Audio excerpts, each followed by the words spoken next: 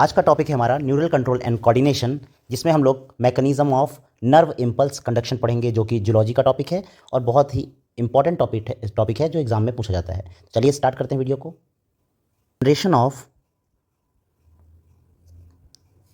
Generation and conduction of nerve impulses.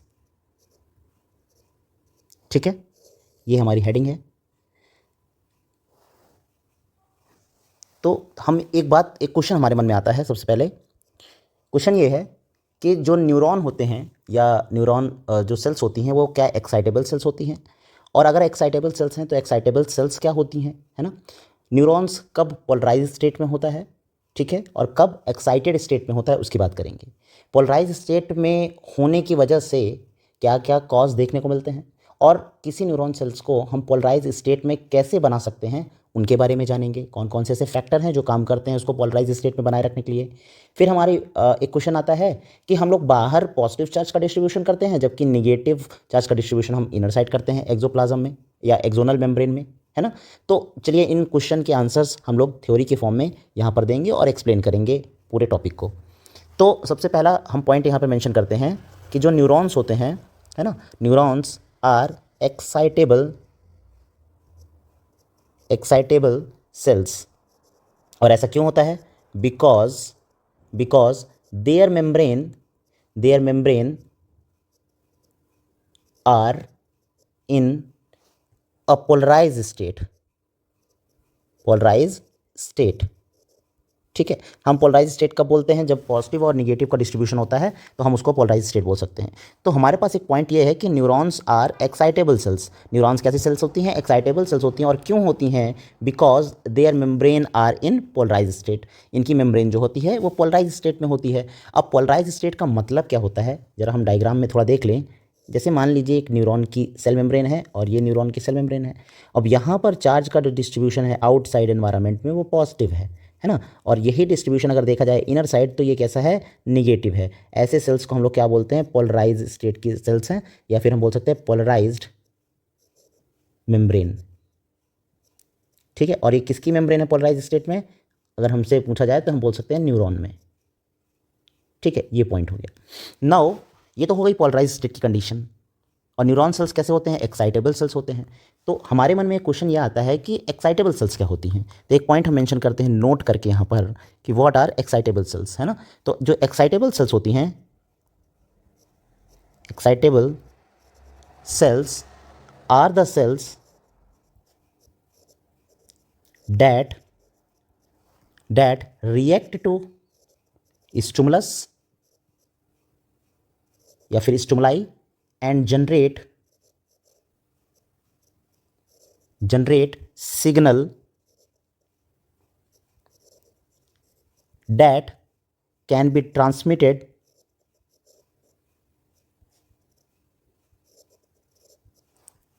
to other cell। ठीक है, तो जैसा आपने देखा होगा कि मान लीजिए आपके हाथ में किसी कीड़े ने काट लिया, ठीक है। जब तक नहीं काटा था तब तक हमारे न्यूरॉन कैसे थे? रेस्ट की कंडीशन में थे। लेकिन जैसे ही हमारे हाथ में किसी कीड़े ने काटा, वो सिग्नल कहीं ना कहीं पहुंचाया जाएगा, एक पॉइंट से दूसरे पॉइंट, दूसरे पॉइंट से तीसरे पॉइंट, तीसरे पॉइंट से चौथे पॉइंट। तो हम ये कह सकते हैं कि न्यूरॉन सेल्स जो होती हैं वो एक्साइटेबल सेल्स होती हैं, और जैसे ही उनको स्टिमुलस मिलता है वो क्या करते हैं? सिग्नल्स को जनरेट करते हैं और ट्रांसमिट करने लगते हैं दूसरे सेल्स के पास। ठीक है, ऐसी सेल्स को हम लोग क्या बोलते हैं, या फिर ऐसे स्ट्रक्चर्स को हम लोग बोलते हैं एक्साइटेबल स्ट्रक्चर्स या एक्साइटेबल सेल्स बोलते हैं। ठीक है, ये एक बेसिक पॉइंट हो गया।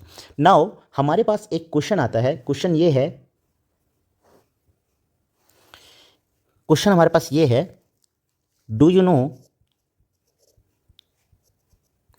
No why the membrane of a neuron is polarised.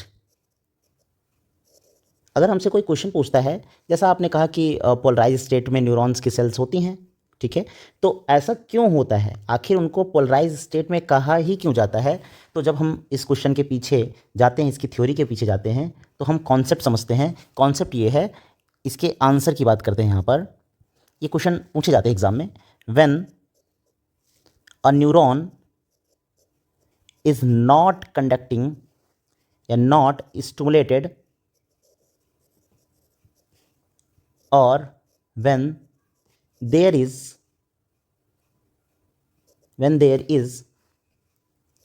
no impulse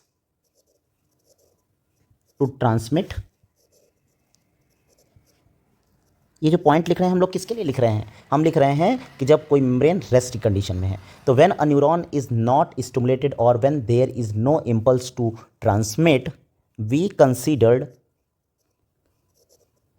considered the state as polarised state. ऐसी कंडीशन को हम लोग क्या बोलते हैं? पोलराइज स्टेट करते हैं, क्योंकि जब कोई भी सिग्नल ट्रांसमिट नहीं हो रहा है और ना ही कोई सिग्नल मिल रहा है, तो ऐसी कंडीशन को हम क्या बोलते हैं? पोलराइज स्टेट बोलते हैं। इसका मतलब ये भी होता है कि दिस, अगला स्टेटमेंट हम लिखेंगे कि this also means that the electrical charge present on the outside membrane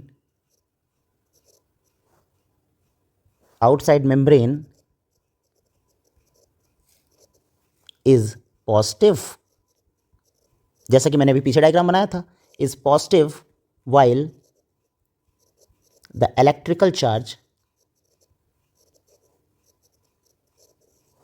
present inside the membrane is negative। ठीक है, तो हमसे कंडीशन ये बोली गई है कि जब कोई न्यूरॉन की सेल जो कि पोलराइज स्टेट में है, तो इसका मतलब ये है कि उसके आउटर एनवायरनमेंट में कैसा चार्ज है? पॉजिटिव चार्ज है, और जबकि जब हम इनर एनवायरनमेंट की बात करेंगे उसके, तो वहाँ पर निगेटिव चार्ज का डिस्ट्रीब्यूशन है। और ऐसे कंडीशन में ये जो न्यूरॉन की सेल है वो किस कंडीशन में है? पोलराइज्ड स्टेट में है ये सेल, ठीक है, और इम्पल्स का जनरेशन नहीं हो रहा है। No any stimulus being provided, ठीक है, ऐसे कंडीशन में कोई भी स्टिमुलस प्रोवाइड नहीं किया जा रहा है। ठीक है, एक पॉइंट और है यहाँ पर इंपॉर्टेंट, नेक्स्ट पॉइंट देखते हैं, डिफरेंट टाइप ऑफ। अच्छा, एक क्वेश्चन ये है कि ऐसी स्टेट क्या लगातार बनी रहती होगी? क्या ये कभी डिस्टर्ब नहीं होती होगी? और इस स्टेट को बनाए रखने के लिए कोई फैक्टर काम नहीं करते क्या? तो वहाँ पर हमारे पास कुछ क्वेश्चंस आते हैं जो ये बताते हैं कि पोलराइज स्टेट को बनाए रखने के लिए कितनी मेहनत करनी पड़ती है। तो एक इसी में हम एक पॉइंट मेंशन करेंगे, different types of ion channel are present on the neuron cell या न्यूरल सेल मेम्ब्रेन। These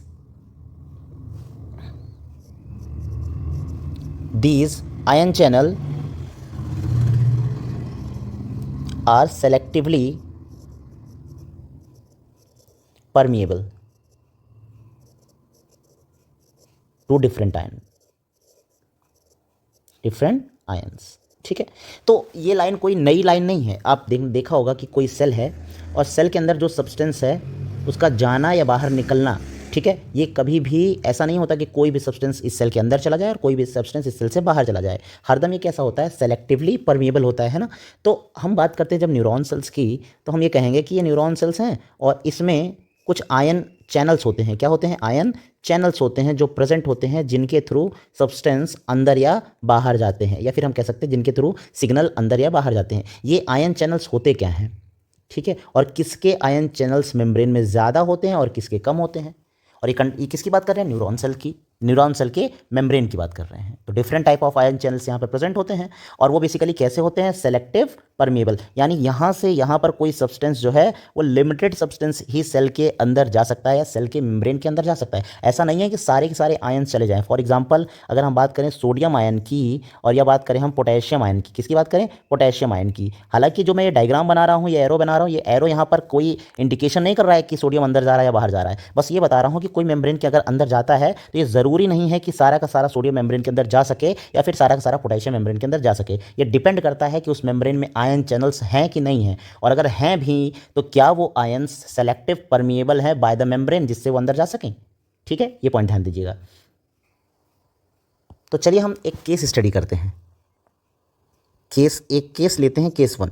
ठीक है, हमको ये जानना है कि किसी न्यूरॉन की सेल के मेम्ब्रेन को अगर पोलराइज स्टेट में बनाए रखना है तो उसके लिए हमें क्या क्या मशक्क़त करनी पड़ेगी, यानी क्या क्या मेहनत करनी पड़ेगी, उस मेम्ब्रेन को हम कैसे बेसिकली पोलराइज स्टेट में बनाए रख सकते हैं। तो हम एक केस लेते हैं कि व्हेन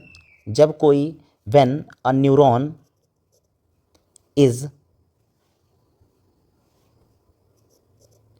इज़ एट रेस्ट। जब कोई न्यूरॉन कैसा होता है, रेस्ट की कंडीशन में होता है ना। तो इसका मतलब ये है कि जब कोई न्यूरॉन रेस्ट में होता है बेसिकली, तो हमने ये बोला था कि ये पोलराइज स्टेट में होता है। तो when a neuron is at rest, when it does not receive any stimulus and is not conducting any impulse। क्योंकि रेस्ट कंडीशन का मतलब यही होता है कि ना ही कोई स्टिमुलस है और ना ही कोई इम्पल्स का जनरेशन है, तभी हम उसको क्या बोलेंगे, रेस्ट की कंडीशन बोलेंगे। तो ऐसे कंडीशन में होता क्या है, ऐसे कंडीशन में पहला पॉइंट हम मेंशन करेंगे, it's axonal membrane is comparatively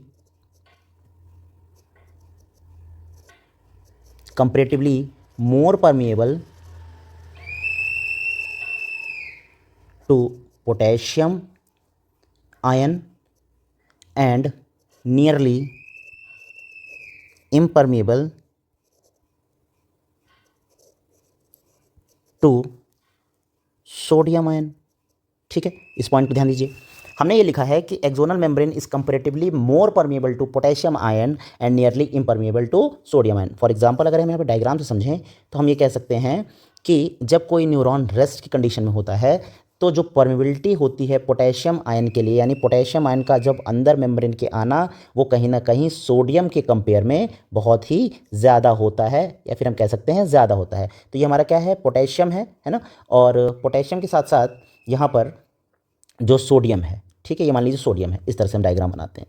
तो अगर देखा जाए तो सोडियम की परमिबिलिटी पोटेशियम के रिस्पेक्ट में कम है ना। और ये कैसी कंडीशन है, पोलराइज स्टेट की, पोलराइज स्टेट। इससे ये समझ में आया कि अगर पोलराइज स्टेट बना के रखना है तो हमें क्या करना पड़ेगा, सोडियम की परमिबिलिटी को कम करना पड़ेगा, जबकि पोटेशियम की परमिबिलिटी को मेम्ब्रेन के अंदर बढ़ाना पड़ेगा। ये पहला पॉइंट हो गया। नाउ सेकेंड पॉइंट में आते हैं। सेकेंड पॉइंट में हम मेंशन करते हैं, the potassium ion readily enter the exoplasm from the interstitial fluid, but sodium ion channel do not permit the entry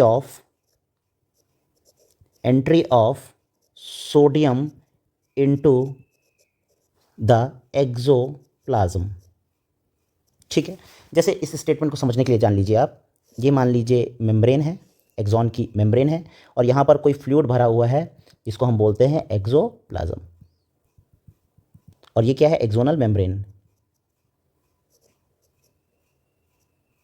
ठीक है, और ये क्या है, एक्सोप्लाज्म। ठीक है, और यहाँ पे मैं कुछ गेटेड चैनल्स बना देता हूँ। ठीक, ये मान लीजिए मैंने दो अलग कलर के सोडियम गेटेड चैनल बना दिए। तो सोडियम का अंदर आना मेम्ब्रेन के अंदर देखा जाए अगर पोटेशियम के रिस्पेक्ट में बहुत ही कम होता है, यानी सोडियम जो है मेम्ब्रेन के अंदर नहीं आ सकता, या फिर हम कह सकते हैं थोड़ा बहुत आ सकता है। तो यहाँ पर सोडियम जो है मेम्ब्रेन के अंदर ज़्यादा नहीं आता, जबकि हम पोटेशियम की बात करें तो वो बेसिकली एक्सोप्लाज्म में आउटर एनवायरनमेंट से आ सकता है और ज़्यादा ही आता है। और ऐसा क्यों होता है? Due to presence of more potassium gated channels. ये क्या है, कौन से चैनल्स हैं ये? Potassium gated channel.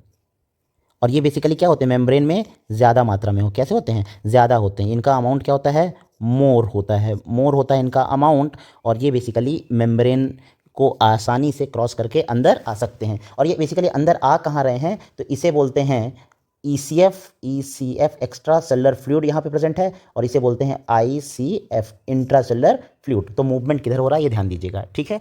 नाउ हम यहाँ पर थर्ड पॉइंट पे आते हैं। नाउ यहाँ पर थर्ड पॉइंट है, many negatively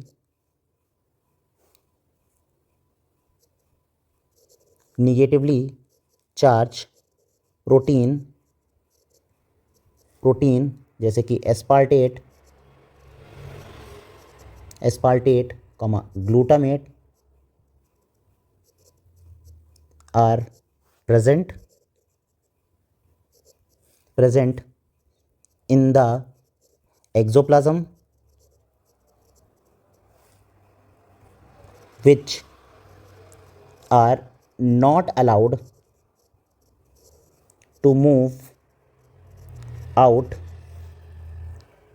in the ECF as the neutral membrane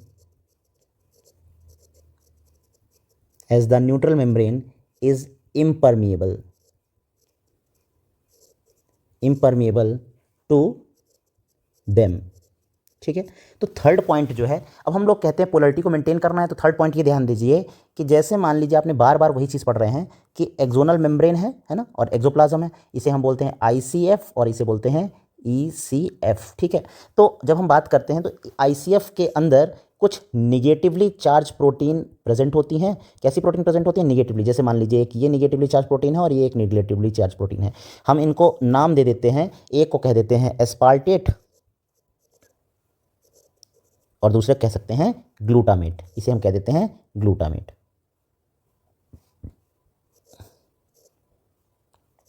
ठीक है।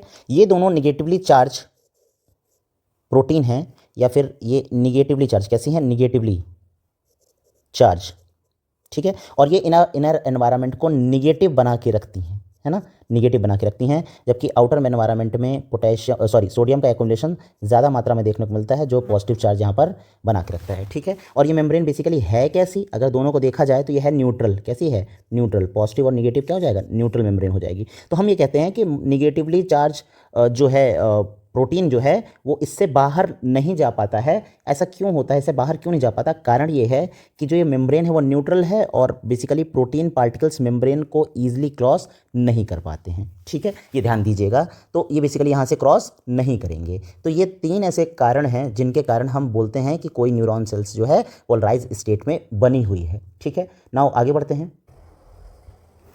अब जो ये आपने पहले पॉइंट पे पढ़ा था, जो लगातार पोटेशियम का अंदर आना और सोडियम का ना आना, जिसके कारण इनर साइड पे हाई कंसंट्रेशन ऑफ पोटेशियम हो जाता है और निगेटिवली चार्ज का कंसंट्रेशन भी ज़्यादा हो जाता है, जबकि अंदर साइड एनवायरनमेंट में सोडियम आयन का कंसंट्रेशन कम हो जाता है। तो हम ये बोल सकते हैं कि inside axoplasm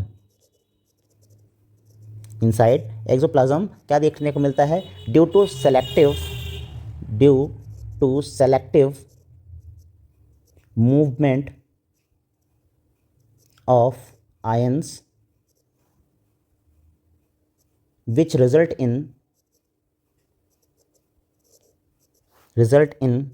high concentration of potassium ion and negatively charged protein and low concentration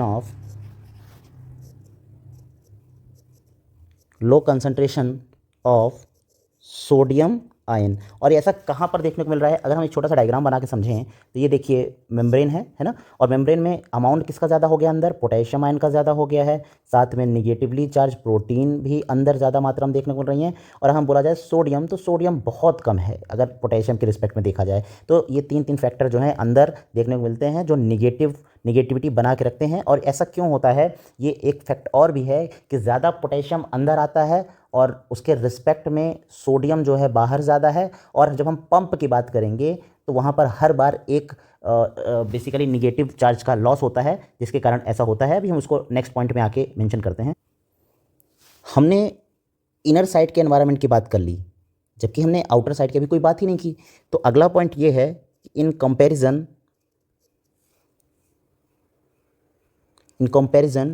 to this the fluid outside the axon या axonal membrane has high concentration of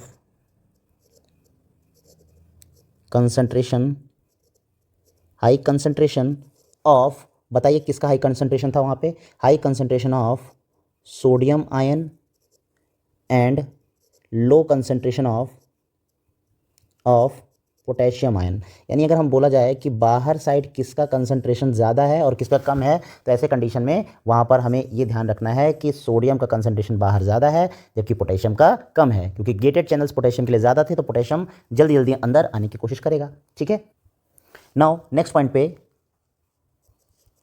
a concentration gradient, ये जो आयन का distribution है इससे एक concentration gradient maintain होगा। अ concentration gradient are, या फिर हमें बोल सकते हैं और इलेक्ट्रोकेमिकल, इलेक्ट्रॉन के मूवमेंट से electrochemical gradient is formed across the membrane,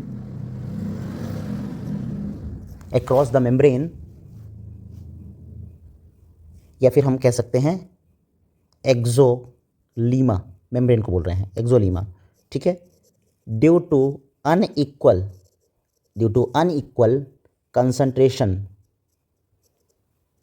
of ions. अच्छा, यहाँ पर डिस्ट्रीब्यूशन जो था, या फिर हम कह सकते हैं जो आयन का एक्सचेंज है वो कैसा है, अनइक्वल है। इसके रिस्पेक्ट में क्या आप लिखेंगे, अगला पॉइंट ये है कि these ionic gradient across the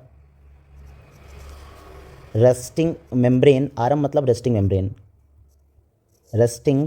membrane are maintained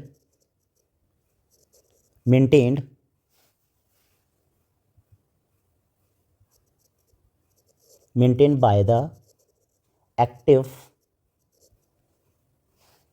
transport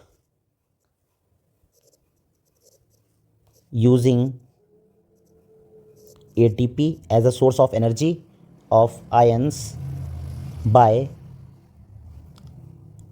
the sodium potassium pump.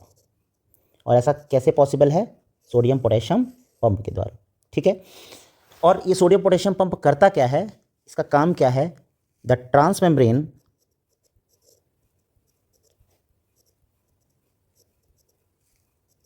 Sodium, अच्छा ये ट्रांसमेम्ब्रेन क्या है, ट्रांसमेम्ब्रेन पोजीशन को बताता है, सोडियम पोटेशियम पंप लगा कहाँ पे है, तो sodium potassium pump use the energy from ATP to expel 3 sodium outward,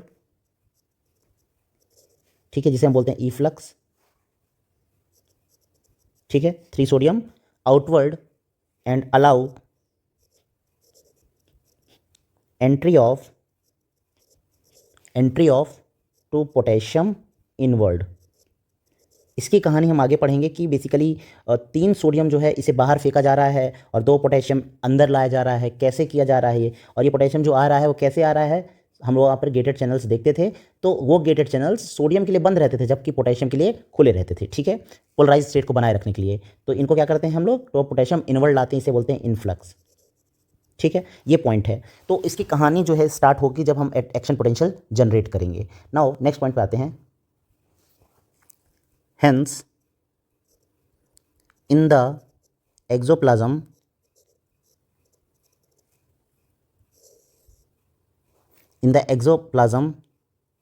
and outside it, इसके बाहर और इसके अंदर की बात करते हैं तो हम देखते हैं कि net export of only one positive charge पर पंप साइकिल, नेट एक्सपोज जो होता है बेसिकली नेट एक्सपोर्टेशन होता है वो एक ही पॉजिटिव चार्ज का होता है। कैसे होता है, जैसे मान लीजिए हमने कहा था कि यहाँ पर 2 पोटेशियम हम अंदर ला रहे थे, कितना ला रहे थे 2 पोटेशियम, और कितना बाहर सोडियम फेंक रहे थे 3 सोडियम बाहर ले जा रहे थे।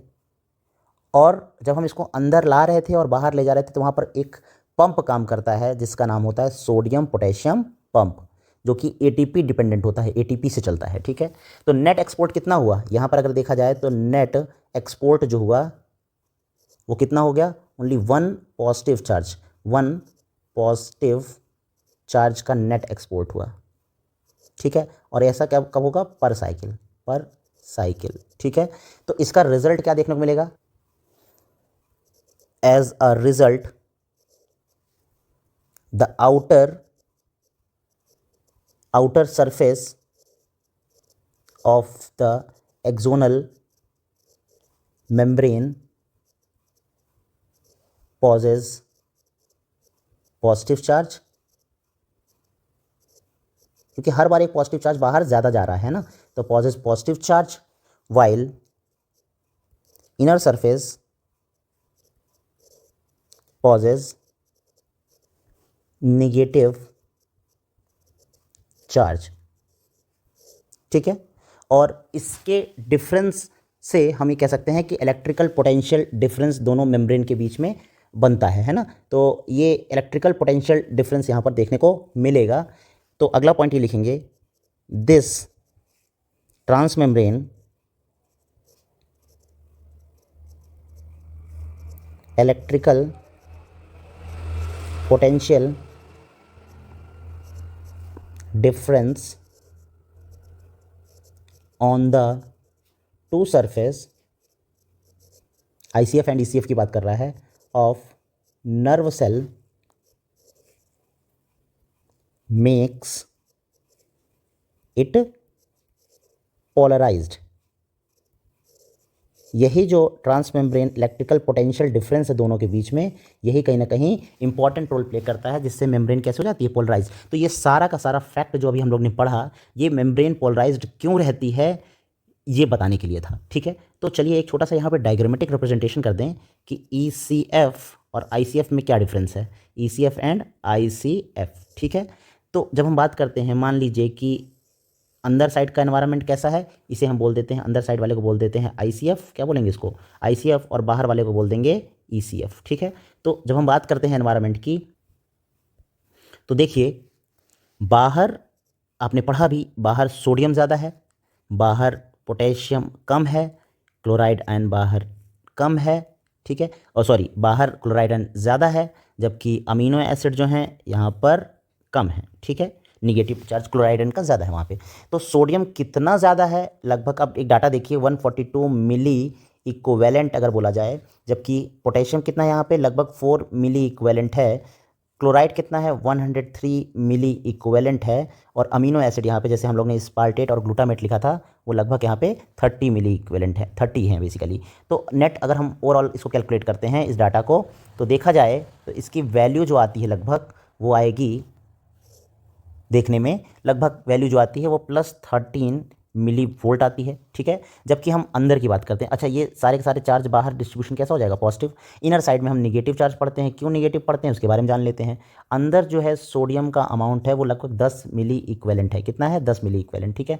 जबकि पोटेशियम जो है अंदर, पोटेशियम कितना है यहाँ पे 140 मिली इक्विवेलेंट। इसका मतलब ये हो गया कि पोटेशियम ढेर सारा अंदर आया है। क्लोराइड जो है उस बाहर के रिस्पेक्ट में यहाँ पर 4 मिली इक्विवेलेंट है, जबकि अमीनो एसिड यहाँ पर 200 हैं देखने को मिलते हैं। तो नेट अगर बोला जाए तो लगभग -54 की वैल्यू आती है। और दोनों का डिफरेंस अगर देखा जाए तो +13 का और -54 का डिफरेंस देखा जाए तो लगभग आता है 70 मिली वोल्ट। कितना आता है? 70 आता है, लगभग मिली वोल्ट आता है। तो 70 मिली वोल्ट जो है पोटेंशियल डिफरेंस देखने को मिलता है। इसलिए आप लोग जब लिखते हो तो रेस्टिंग मेम्ब्रेन पोटेंशियल जो लिखते हो वो 70 मिली वोल्ट लिख देते हो। अब आपको समझ में आया 70 मिली वोल्ट कहाँ से आता है? ये वाला डाटा जो है वो 70 मिली वोल्ट को बताता है। ठीक है, लगभग आता है, हम अप्रोप्रिएट वैल्यू लेके नहीं चलते हैं, मतलब कॉन्स्टेंट वैल्यू लेके नहीं चलते हैं, अप्रोप्रिएट वैल्यू ले लेते हैं। ठीक है, अब नेक्स्ट पार्ट में आते हैं इस चैप्टर के कि इसको समराइज़ करते हैं। जो भी हम लोग ने अभी पढ़ा इसको समराइज़ करते हैं कि कौन कौन से ऐसे फैक्टर हैं जो पोलराइज स्टेट बनाए रखने के लिए ज़रूरी होते हैं। तो चलते हैं आगे वीडियो में। तो हम इसको समराइज करते हैं कि अगर हम बात करते हैं polarise state of a cell, किसी सेल की अगर हम पोलराइज स्टेट के बारे में बात कर रहे हैं तो वो क्या होता है? Due to 3 reason. इसके 3 कारण थे जैसा कि भी हम लोग ने पढ़ा था। ठीक है, और ऐसे कंडीशन में हम अगर एक डायग्रामेटिक रिप्रेजेंटेशन करते हुए चलते हैं तो जैसे मान लीजिए कोई सेल है, ये है ना, ये क्या है? एक सेल है। और सेल में अगर यहाँ पर एक पंप लगा हुआ है, इस पंप का नाम है सोडियम पोटेशियम पंप। ठीक है, तो यहाँ से देखने को मिलता है कितना सोडियम बेटा बाहर जा रहा है? तो 2 सोडियम यहाँ से बाहर जाते हैं, जबकि 3 पोटेशियम जो है, सॉरी, यहाँ पर 3 सोडियम जो है बाहर जाते हैं, जबकि 2 पोटेशियम यहाँ पे अंदर आते हैं। ठीक है, ध्यान दीजिएगा। और ये पंप का नाम क्या होता है? Sodium potassium pump. और ये किस पे डिपेंडेंट होता है बेटा? ये एटीपी डिपेंडेंट होता है। कैसा होता है? एटीपी डिपेंडेंट होता है, एडेनोसिन ट्राइफॉस्फेट डिपेंडेंट होता है। ठीक है, नाउ हम लोग ने 3 फैक्टर लिखे थे ना, 3 रीज़न। तो पहला रीज़न तो ये हो गया। दूसरा एक और रीज़न है यहाँ पे, दूसरा रीज़न हम बनाते हैं कि जब हम देखते हैं निगेटिवली चार्ज प्रोटीन, निगेटिव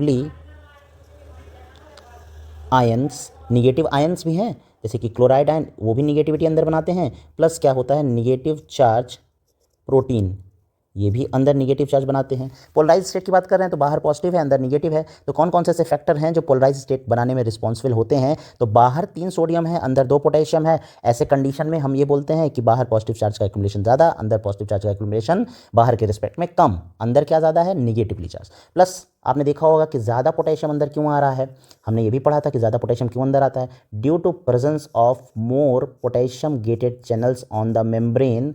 तो ऐसे कंडीशन में हम ये बोल देते हैं कि पोटेशियम गेटेड चैनल्स ज़्यादा हैं, जबकि हम बोलते हैं सोडियम गेटेड चैनल्स मेम्ब्रेन में कम हैं। इससे कम सोडियम मेम्ब्रेन के अंदर आ पाएगा और ऐसे इसके रिस्पेक्ट में पोटेशियम जो है बहुत ज़्यादा बाहर से अंदर आ सकता है। ठीक है, तो ये ज़्यादा पोटेशियम आ गया। और आपने ये भी पढ़ा है कि लगभग ये देखा जाता है कि सोडियम गेटेड चैनल्स जो होते हैं वो फंक्शनल नहीं करते। तो ज़्यादा मात्रा में कौन आता है अंदर? ज़्यादा मात्रा में कौन से गेटेड चैनल्स प्रेजेंट हैं यहाँ पर? पोटेशियम गेटेड चैनल्स प्रेजेंट हैं। तो 3 फैक्टर हैं जो पोलराइज स्टेट को बनाए रखते हैं। पहला है सोडियम पोटेशियम पंप, दूसरा है निगेटिवली चार्ज आयंस प्रोटीन्स, और तीसरा है गेटेड चैनल्स। क्या हो गया? Gated channels.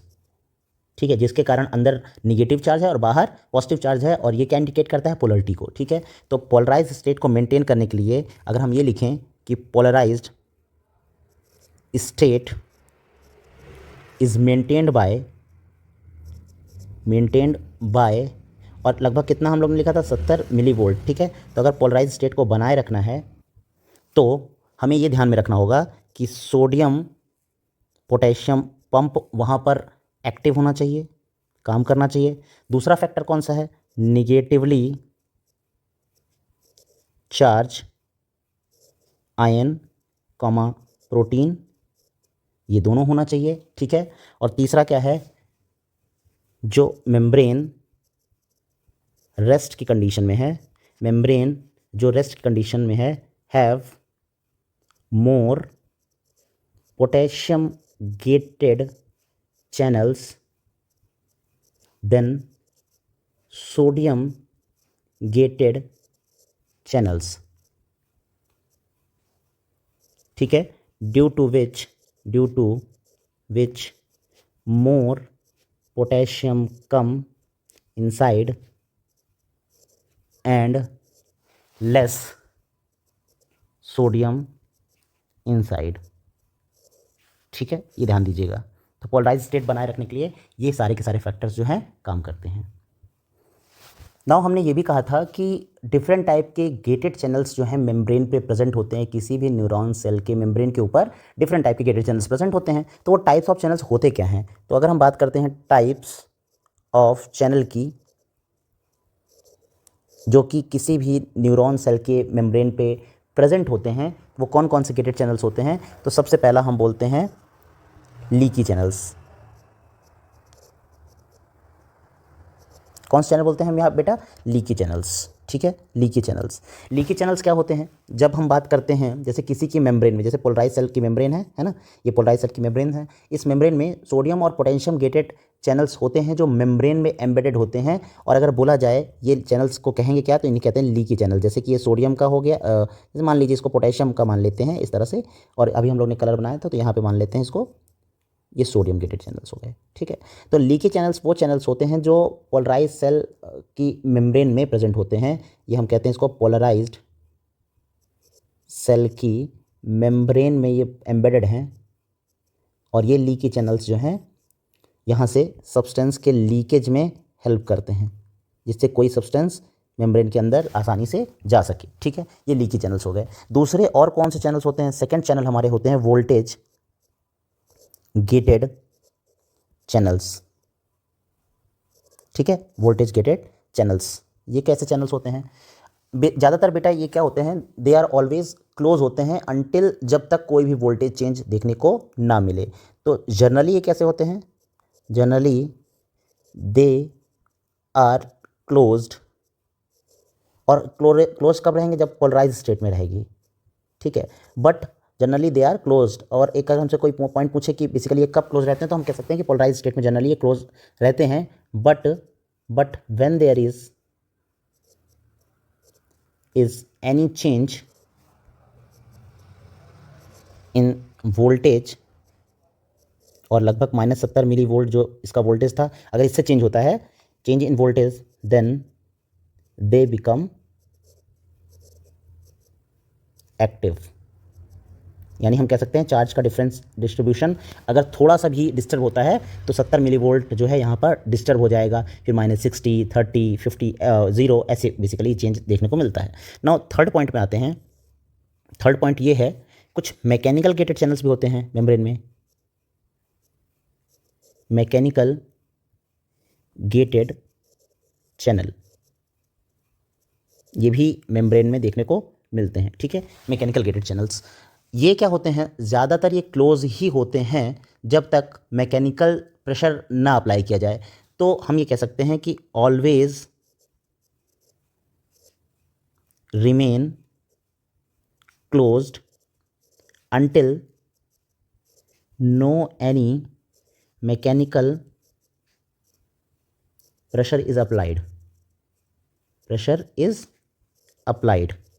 जब तक कोई मैकेनिकल प्रेशर अप्लाई ना किया जाए तब तक ये चैनल्स कैसे होते हैं? ज़्यादातर क्लोज ही होते हैं। ठीक है, नाउ फोर्थ पॉइंट में देखा जाए, फोर्थ पॉइंट एक और चैनल होता है लिगेंड गेटेड चैनल। ठीक है, लिगेंड गेटेड चैनल्स ये क्या होते हैं? ये किसी स्पेसिफिक आयन के रिस्पेक्ट में काम करते हैं। हम ये कह सकते हैं कि कोई आयन आया और उसके साथ ये कंबाइन करते हैं और देन ये चैनल्स काम करते हैं। तो स्पेसिफिक केमिकल के रिस्पेक्ट में ही ये काम करते हैं, इसे इन्हें बोलते हैं लिगेंड गेटेड चैनल्स। ठीक है, तो इसके लिए डेफिनेशन ये लिख सकते हैं कि only open only when specific, जैसे एसिटिल कोलिन जब आता है तो वहाँ पर जब हम बात करते हैं pre synaptic and post synaptic membrane की, तो जब एसिटिल कोलिन आता है वो बेसिकली केमिकल रिसेप्टर के साथ बाउंड होता है। वहाँ पर जो रिसेप्टर्स या उसको रिसीव कर केमिकल को रिसीव करने वाले चैनल्स होते हैं उन्हें हम बोलते हैं लिगेंड गेटेड चैनल्स। तो open only when specific chemical bind to this. जब कोई स्पेसिफिक चैनल इनके साथ बाइंड करता है, जब कोई स्पेसिफिक केमिकल इनके साथ बाइंड करता है तब ये बेसिकली ओपन होते हैं। तो यहाँ पर एक नोट पॉइंट ध्यान दीजिएगा, हमसे ये नीट में एक तरह से PYQ पूछा जाता है। क्वेश्चन ये है, इसमें एक पॉइंट इंपॉर्टेंट ये है कि most of the cells are in polarise state. जब हम बात करते हैं बॉडी में मोस्ट ऑफ द सेल्स की, तो मोस्ट ऑफ द सेल्स जो है वो बेसिकली कैसी होती हैं? पोलराइज स्टेट में होती हैं। कैसी होती हैं? स्टेट में होती हैं। But muscle cell and neuron can be depolarized। तो हम ये बोलें कि बॉडी की मोस्ट ऑफ द सेल्स जो हैं ज़्यादातर कैसी होती हैं, ज़्यादातर पोलराइज स्टेट में ही रहती हैं। बट मसल सेल और न्यूरॉन सेल ये दो ऐसी सेल्स हैं जो डीपोलराइजेशन जैसी प्रॉपर्टी को अपने पास रखती हैं। डीपोलराइजेशन क्या होता है? जब हम बात करते हैं डीपोलराइजेशन की, तो हम ये कहें कि मान लीजिए ये मेम्ब्रेन है और मेम्ब्रेन में जो पॉजिटिव चार्ज पहले बाहर देखने को मिलता था वो अब यहाँ पर अंदर देखने को मिलने लगे। ऐसी कंडीशन को हम बोलते हैं डीपोलराइज्ड स्टेट। कैसे बोलते हैं इसको? Depolarised state. क्या बोलते हैं इसको? Depolarised state. ठीक है, ये ध्यान दीजिएगा। नाउ हम एक हेडिंग पे आते हैं और वो हेडिंग बहुत ही इंपॉर्टेंट है कि बेसिकली न्यूरॉन के अंदर इम्पल्सेस जनरेट होते कैसे हैं।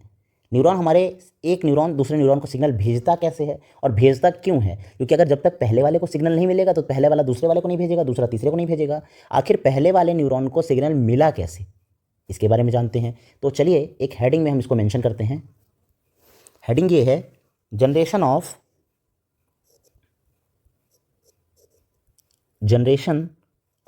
ए इम्पल्स या generation of a nerve impulse, ये भी बोल सकते हैं, जनरेशन ऑफ ए इम्पल्स। ठीक है, नाउ हम पहला पॉइंट इसमें मेंशन करते हैं, सिंस द मेम्ब्रेन या फिर since the membranes of neuron are polarised. जैसा कि अभी हम लोग ने ऊपर पढ़ा था, ये डीपोलराइज भी हो सकती हैं, लेकिन ऐसा नहीं है कि पोलराइज स्टेट में नहीं रहती। Since the membrane of neuron are polarised, comma, they are excitable cells. हमने पहले ये बताया था एक्साइटेबल सेल्स क्या होती हैं। ठीक है, ध्यान दीजिएगा इसको, they are excitable cells. Now second point, when a stimulus reach at a site, NCERT की पॉइंट है ये, when a stimulus reach at site, suppose हम साइट मान लेते हैं, ए साइट मान लेते हैं, ठीक है, on the polarised membrane of a neuron, ये एनसीईआरटी की लाइन है, neuron, it cause closure of the sodium potassium pump and simultaneously opening of sodium ion channels।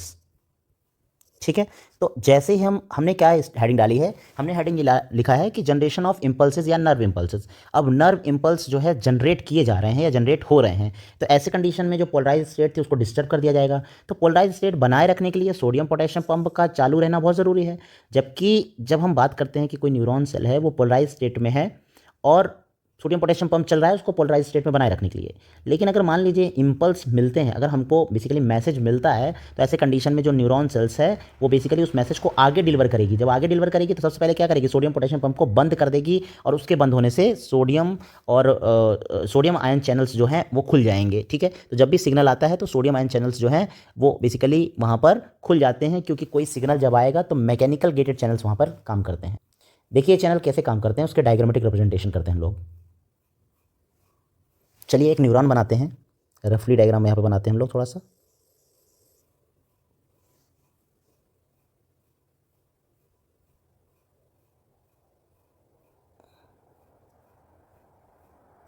ये डेंड्राइट्स वाला पार्ट हो गया जो सिग्नल को कलेक्ट करता है। ये पार्ट हो गया हमारा सेंट्रल पार्ट हो गया, जिसे हम एक्सोनल मेम्ब्रेन वाला पार्ट कह सकते हैं। और सबसे लास्ट वाला जो पॉइंट होता है इसे हम बोलते हैं साइनेप्टिक नॉब।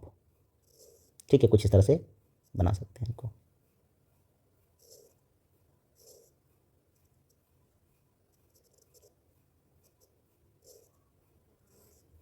ये साइनेप्टिक नॉब वाला हिस्सा हो गया। ठीक है, नाउ हमने कहा कि गेटेड चैनल्स प्रेजेंट होते हैं। ठीक है, अलग अलग टाइप के गेटेड चैनल्स न्यूरॉन में देखने को मिलते हैं।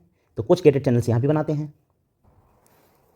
ये कुछ मैकेनिकल गेटेड चैनल्स मैं यहाँ पे बना रहा हूँ। कैसे चैनल्स हैं ये? Mechanical gated channels. क्योंकि सिग्नल को कलेक्ट कौन करता है? डेंड्राइट्स। तो हम इसे डेंड्राइट्स में ही बनाएंगे। ठीक है, डेंड्राइट्स में बनाएंगे। और ये चैनल्स हैं कैसे? मैकेनिकल गेटेड चैनल्स हैं।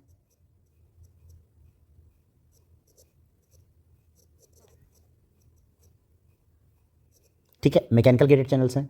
और मैकेनिकल गेटेड चैनल्स से जो आउटसाइड बेसिकली जिसका अमाउंट बाहर ज़्यादा होगा वो अंदर आने की कोशिश करेगा। चलिए मानते हैं कि सोडियम, आपने देखा था बाहर सोडियम का एक्युमुलेशन बहुत ज़्यादा होता है। ठीक है, सोडियम का एक्युमुलेशन बहुत ज़्यादा है, तो सोडियम क्या करेगा? इन गेटेड चैनल से अंदर आने की कोशिश करेगा। जैसे ही मैकेनिकल स्ट्रेस मिला, मैकेनिकल गेटेड चैनल खुल गए और यहाँ पर सोडियम जो है मेम्ब्रेन के अंदर आने की कोशिश करने लगेगा।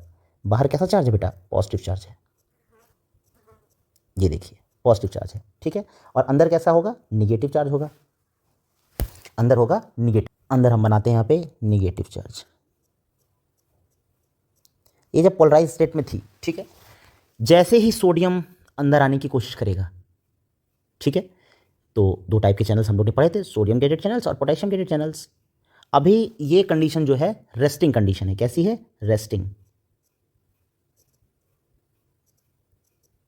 रेस्टिंग कंडीशन है। ठीक है, ज़्यादा मात्रा में पोटेशियम आयन अंदर ज़्यादा देखने को मिलेंगे, सोडियम आयन बाहर ज़्यादा देखने को मिलेंगे। और ये कौन सा पार्ट हो गया? एक्सोनल मेम्ब्रेन वाला पार्ट हो गया।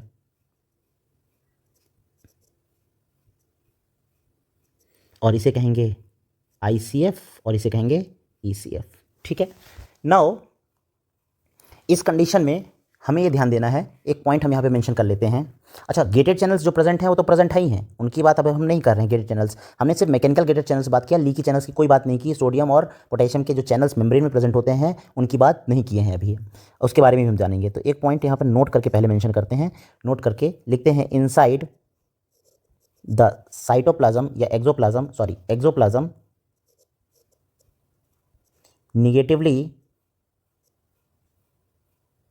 negatively charge indicates there is less positive charge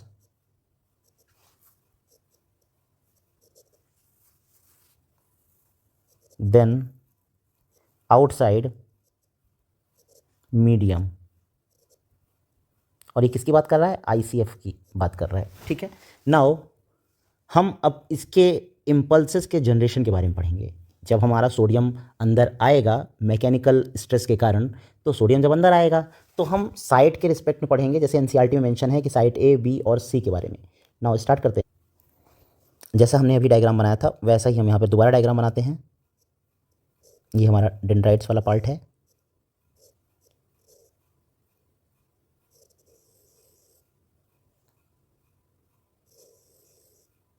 ठीक है, इस तरह से डेंड्राइट्स वाला पार्ट है।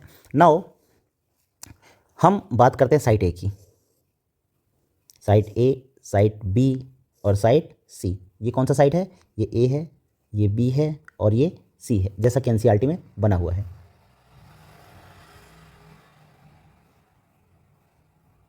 ठीक है, तो तीन साइड में इसको डिस्ट्रीब्यूट करते हैं। थोड़ा सा इसको और अच्छे से बना लेते हैं।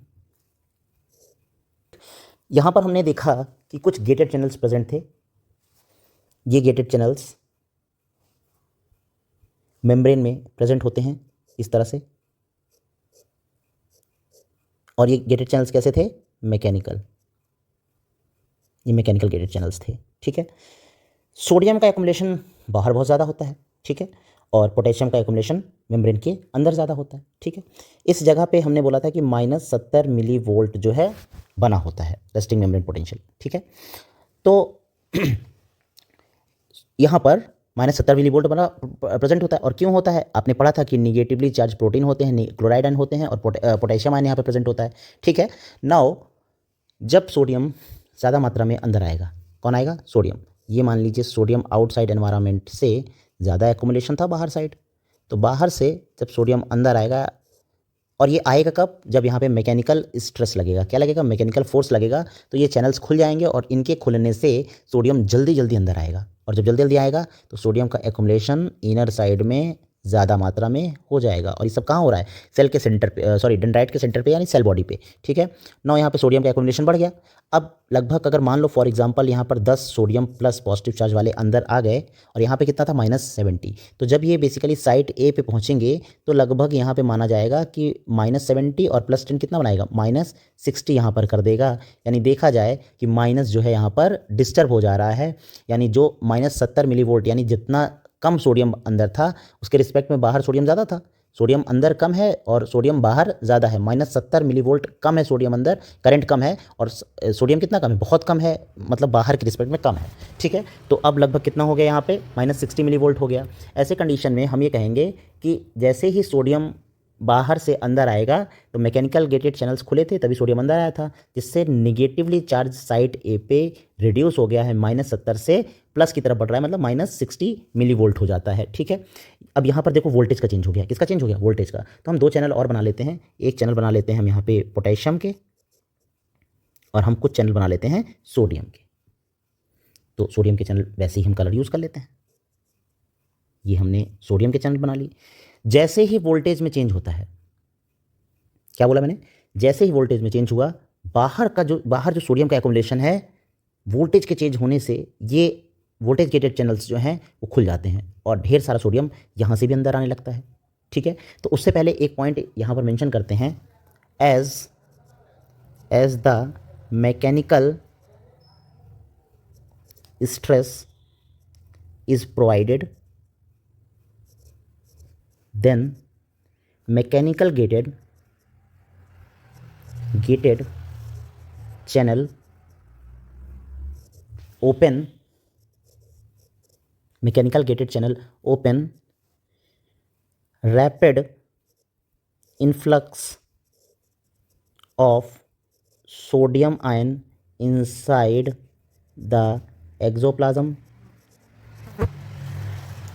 cause disturbance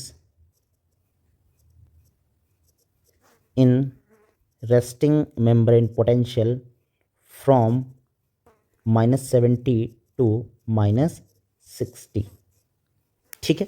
ये ध्यान दीजिएगा। तो जैसे ही यहाँ पर वोल्टेज में चेंज होता है, सोडियम जल्दी जल्दी अंदर आने लगता है। क्या करता है? सोडियम अंदर आएगा। अब सोडियम जब ढेर सारा अंदर आने लगेगा तो यहाँ पर देखेंगे कि -60 था, फिर और धीमे धीमे क्या होगा? और पॉजिटिविटी बढ़ती चली जाएगी। तो हम ये कह सकते हैं कि -60, ये एक पॉइंट यहाँ पे मेंशन कर सकते हैं कि जो ये -60 है, ये बेसिकली सिग्नल है, सिग्नल फॉर ओपनिंग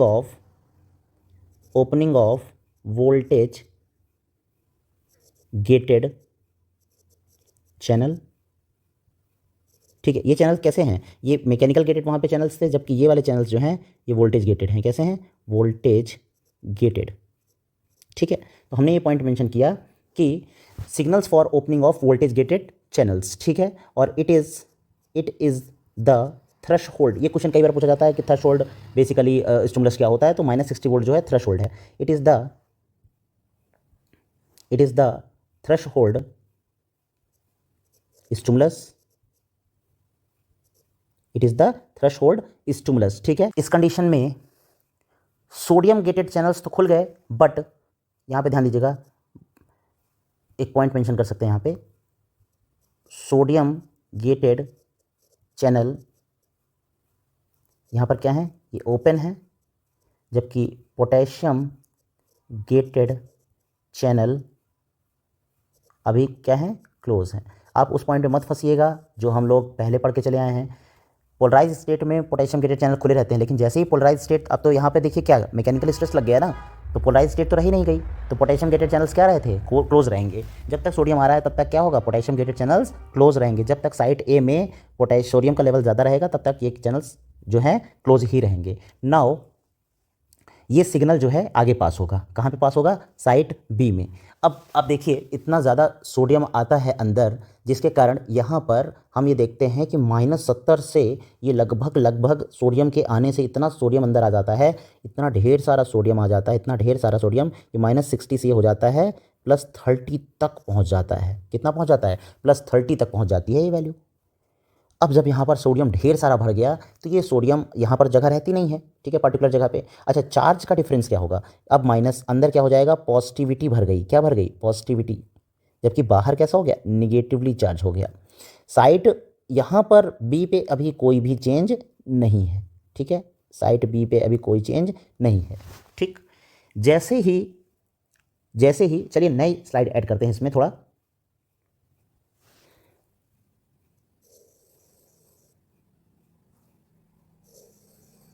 हमने यहाँ तक पढ़ लिया है, साइट ए की बात करते हैं, ठीक है।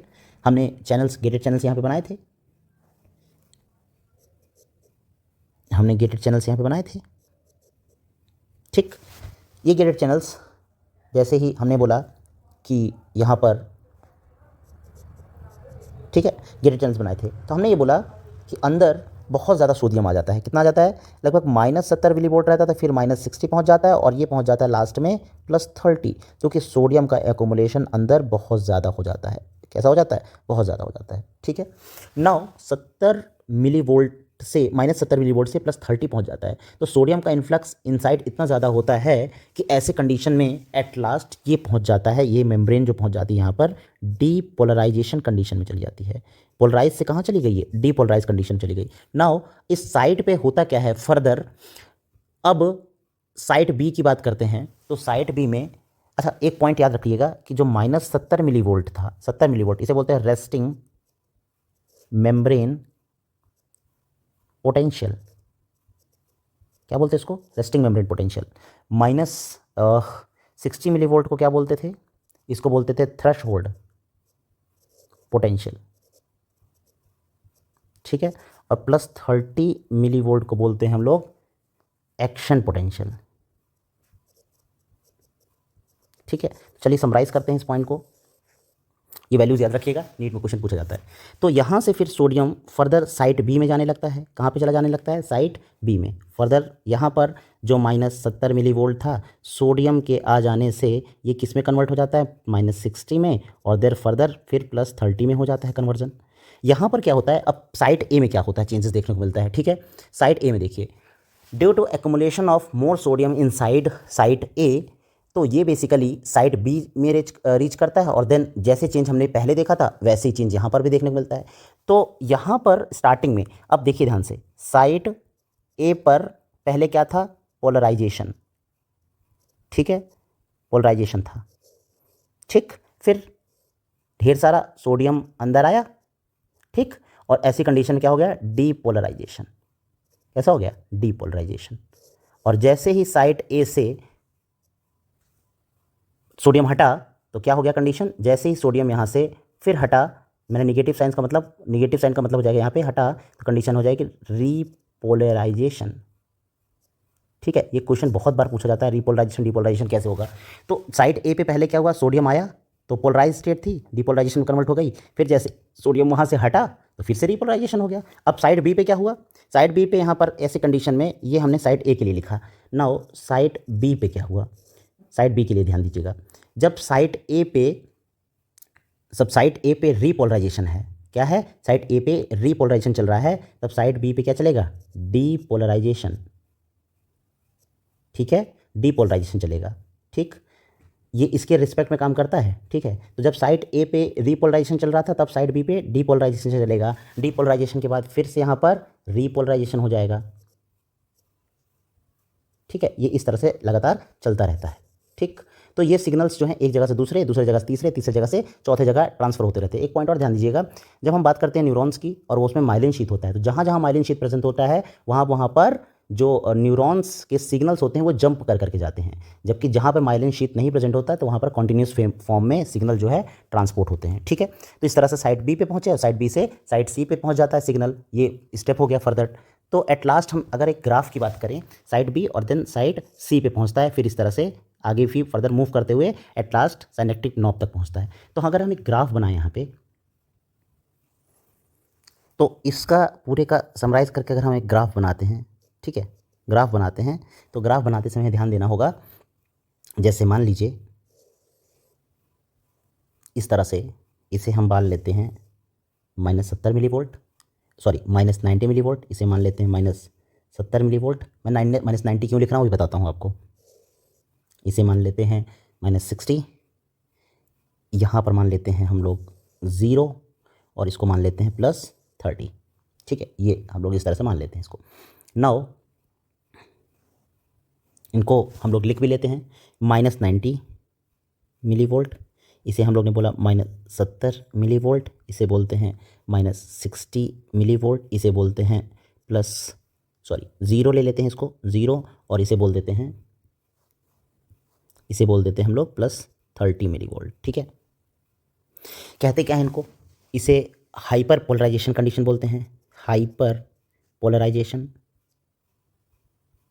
-70 मिली वोल्ट क्या इंडिकेट करता था, पोलराइजेशन को, इसे बोलते हैं हाइपर पोलराइजेशन। ठीक है, यहाँ पर इसको बोलते हैं पोलराइजेशन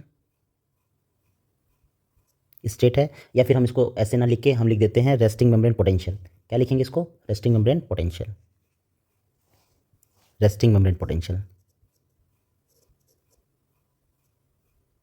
ठीक है, पोटेंशियल, इसको हम बोलते हैं थ्रेशोल्ड पोटेंशियल, पोटेंशियल।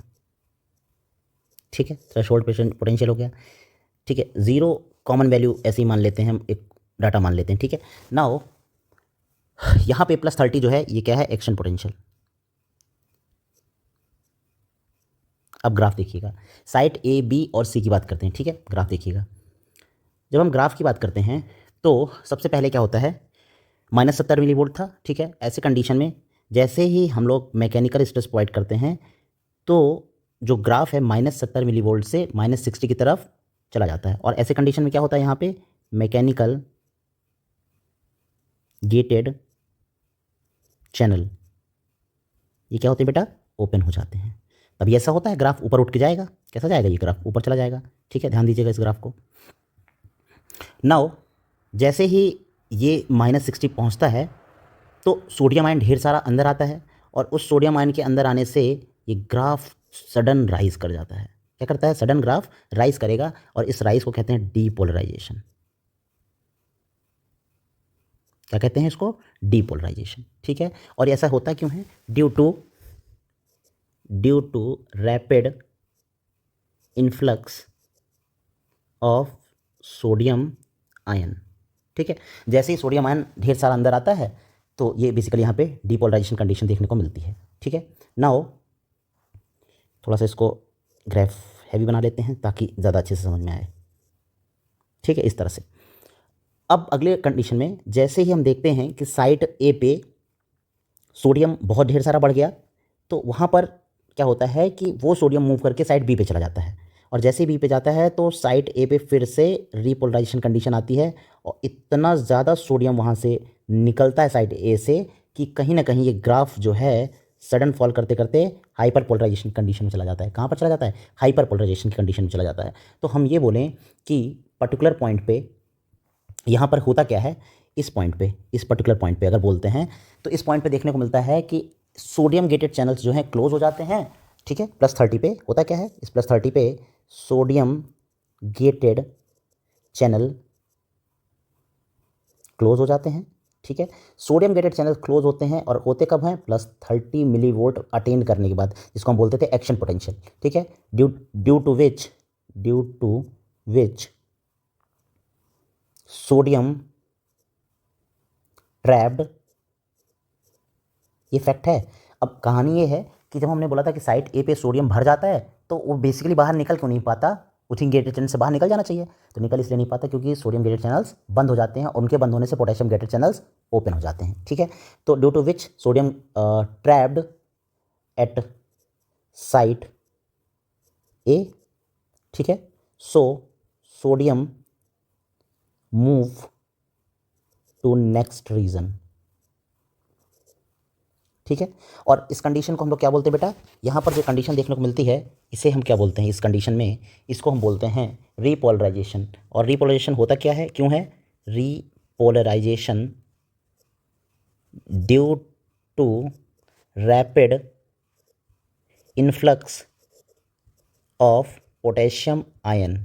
ठीक है, rapid influx of potassium ion. और यहाँ पर ये ध्यान दीजिएगा, हाइपर पोलराइजेशन, इस कंडीशन को हम लोग क्या बोलते हैं, हाइपर पोलराइजेशन, इसको बोलते हैं हाइपर पोलराइजेशन। यहाँ पे ध्यान दीजिएगा, hyperpolarization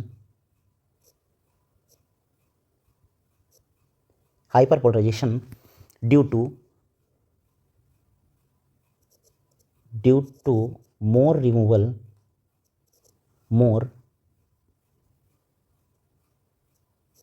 of सोडियम आयन। ठीक है, तो ये कंडीशन देखने को मिलती है। नाउ अगर आप इसका एक समराइज डायग्राम बनाना चाहें हम, तो हम लास्ट में एक समराइज डायग्राम भी बना देते हैं, जिससे आपको पूरा जो अभी तक कंटेंट हमने पढ़ा वो क्लियर हो जाए।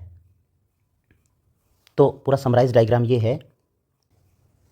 डायग्राम में साइट ए, साइट बी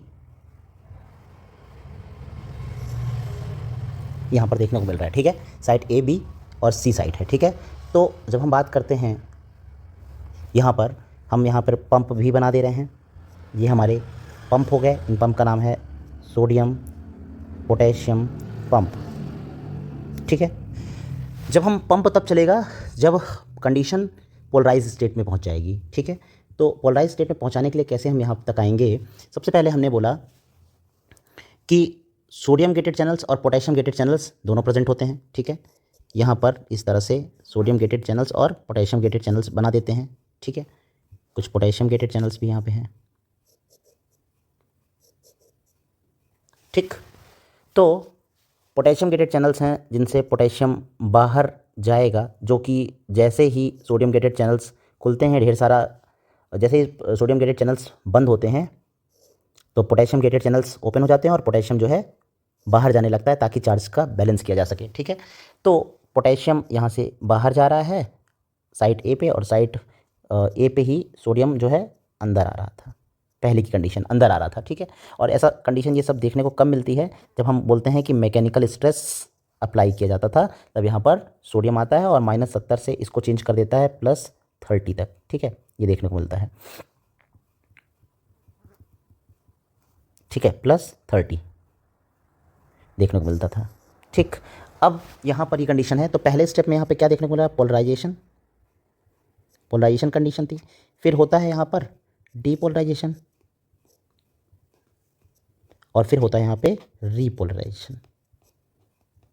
ठीक है, तो कल को आपसे क्वेश्चन पूछा जाए कि साइट ए पे डीपोलराइजेशन क्यों हो रहा है? Due to influx of sodium ion के कारण होता है। और रीपोलराइजेशन क्यों हो रहा है? Efflux of potassium ion. ठीक है, रीपोलराइजेशन। तो ये कंडीशन देखने को मिलती है। इसी तरह साइट बी में और साइट सी में भी ये कंडीशन देखने को मिलती हैं। तो ये आपका समराइज डायग्राम हो गया। नाउ फर्दर इस तरह से करंट जो है आगे तक फ्लो करते हुए फिर पहुंचती है साइनेप्टिक नॉब में। तो ये पूरा का पूरा जो है ये है आपका न्यूरल कंट्रोल एंड कंडक्शन में हम